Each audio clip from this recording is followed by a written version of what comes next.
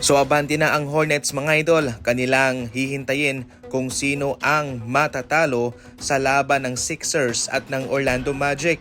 Hindi pa panigurado ang kanilang daan sa playoff sapagkat kailangan pa nilang kalabanin ang matatalo sa labang ito. Ang Miami Heat ay out na nga sa playoff contention. Single elimination kasi yung kanilang bracket sa pang-siyam sa pang-sampu.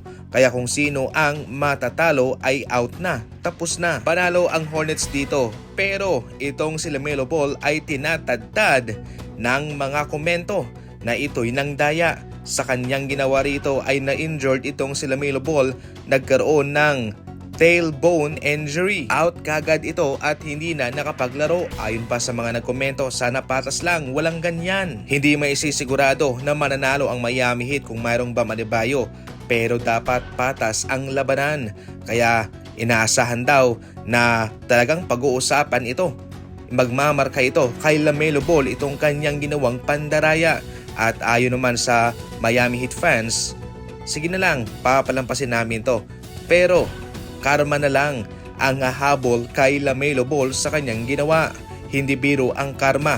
Hindi ito joke. Talagang babalik sa'yo kung ano ang ginawa mo sa kapwa NBA player mo. Si LaMelo Ball ang player of the game at bilang appreciation ay binigyan siya ng isang chain na nagpapakita ng kanyang highlights.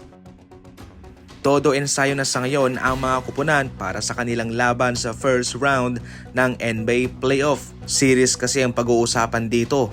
Posibleng umabot kayo sa 7 laban at nakakapagod yan at kailangan mo yung enerhiya, yung kalakasan mo dyan, yung mga taktika para manalo sa labang ito. Kung sweswertehin, posibleng masweep ang kalaban, 4 games lang, mataas ang pahinga nyo. Pero eto na nga, itong Cavaliers naman ay ipinakita mismo ni Donovan Mitchell ang kanilang kapaguran sa kanilang ginawang pag-practice.